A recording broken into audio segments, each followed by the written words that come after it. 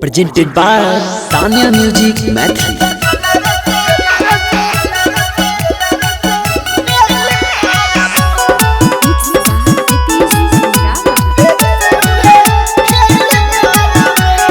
जिए खाना दानी हमर करबो रंगदारी, अरे जिए खाना दानी हमर करबो रंगदारी। फांसी है तो जेल चाहे केस फौजदारी, केते पापर बोरे भारी तजदर से बेल करबो, फिर से उहे खेल करबो।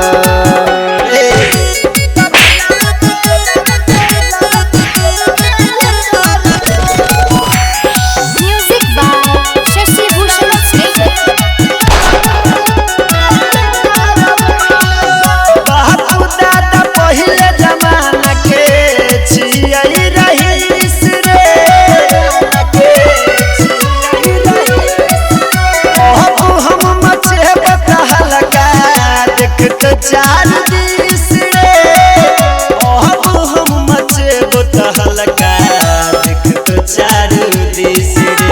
रे गोली जब चले बौटा के करते माना रे, रे गोली जब चले बौटा के करते माना। बेसी से बेसी जाए पड़ते थाना, जान छे सारा जमाना की जगह से बेल करबो,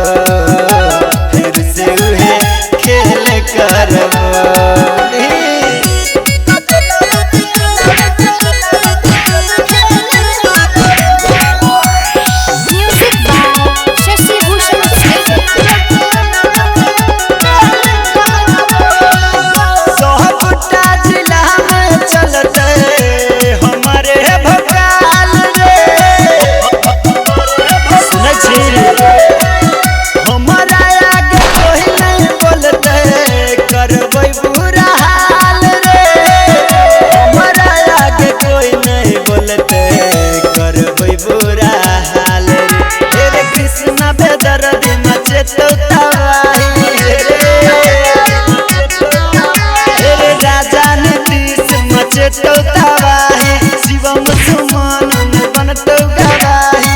चाहे जेबो हम धराई तब से बेल करबो, फिर से उहे बेल करबो, गर्दा छड़ा देबो। Presented by Tanya Music Mathli.